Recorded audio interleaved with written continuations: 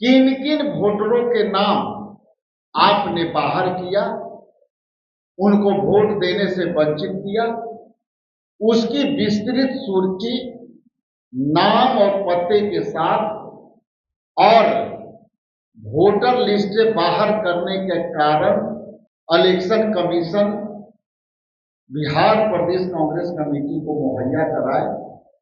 कैसे हटें, उनका क्या नाम था, उनके पिता का क्या नाम था।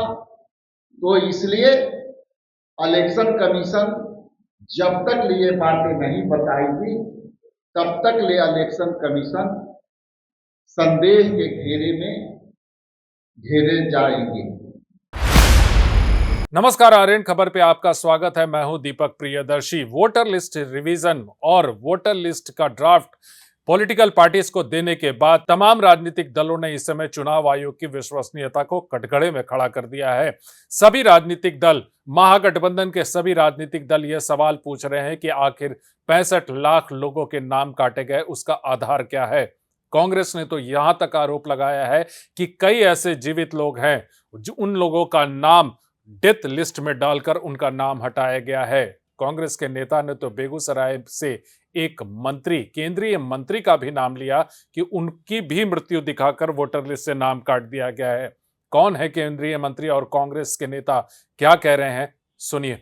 2 तारीख को एक पत्र जारी किया और फिर दोबारा 3 तारीख को एक पत्र जारी किया इंडिया गठबंधन के तौर से, और उसमें हमने इलेक्शन कमीशन से जो मांग की कि आप 65,64,000 के लगभग आपने नाम वोटर लिस्ट से अलग कर दिया और उनके ईपिक नंबर से बाहर कर दिया। उसमें हमने मोटे मोटे ये दोनों पत्रों के माध्यम से हमने सवाल किया था, जिसका सवाल अब तक हम लोगों को अप्राप्त है। और वो पहला सवाल था कि जिनको आप मृत पाए गए, जिनको आप अस्थायी तौर से उपलब्ध नहीं पाए गए, जिनको आप उस पत्ते पर नहीं पाए, इन सारी सेगमेंट में किन किन वोटरों के नाम आपने बाहर किया, उनको वोट देने से वंचित किया, उसकी विस्तृत सूची नाम और पते के साथ और वोटर लिस्ट से बाहर करने के कारण इलेक्शन कमीशन बिहार प्रदेश कांग्रेस कमेटी को मुहैया कराए। और हमने अपने लीगल एक्सपर्ट को वहां मैंने लगाया, लेकिन आपको बताते हुए आश्चर्य होगा कि कहीं भी इलेक्शन कमीशन के वेबसाइट पर या उनके प्रेस ब्रीफिंग में जो वेबसाइट पर अपलोड करते हैं, उसमें कहीं भी उनके नाम पता का जिक्र नहीं है। कैसे हटें, उनका क्या नाम था, उनके पिता का क्या नाम था।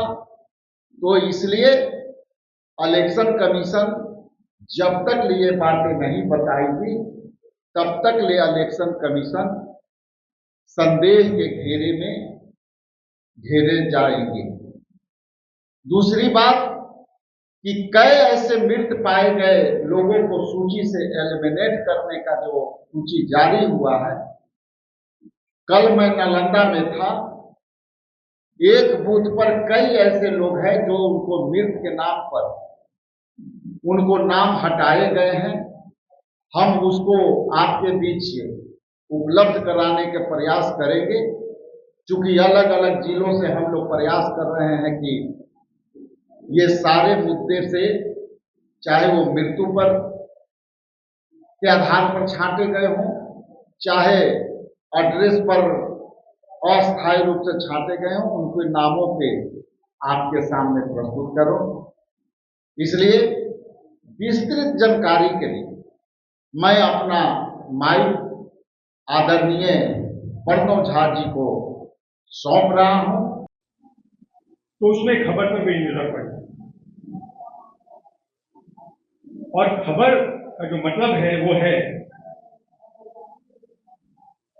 कि केंद्रीय मंत्री गिरिराज सिंह जी, जिनके श्राद्ध में गए, चुनाव आयोग उनको ही शमशान से उठा लाया है। मतलब ये वैसे लोग हैं जिनकी मृत्यु हो चुकी है।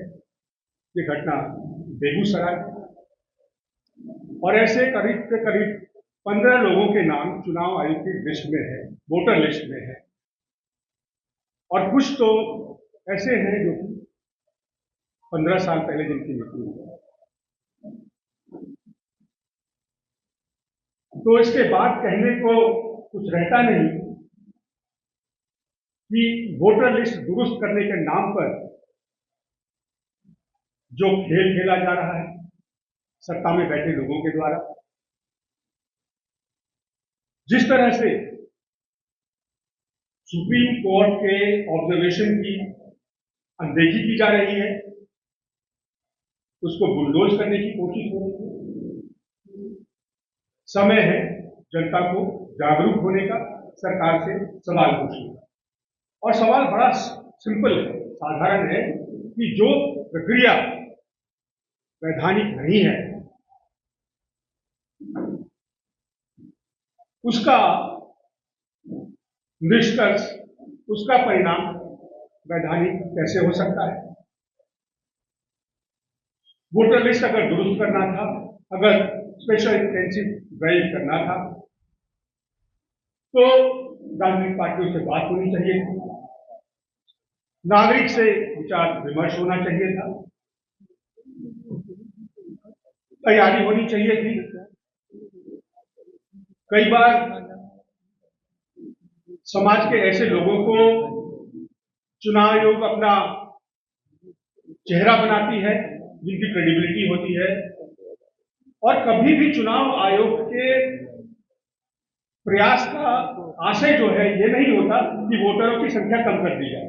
तो आपने सुना कि तमाम राजनीतिक दल तो आरोप लगा रहे हैं। कांग्रेस ने सीधा सीधा आरोप लगाया है चुनाव आयोग की 65 लाख लोगों के जो नाम काटे गए हैं, आप उसका आधार बताइए, और चुनाव आयोग को इसका जवाब देना होगा, क्योंकि उनकी विश्वसनीयता इस समय सवालों के घेरे में है।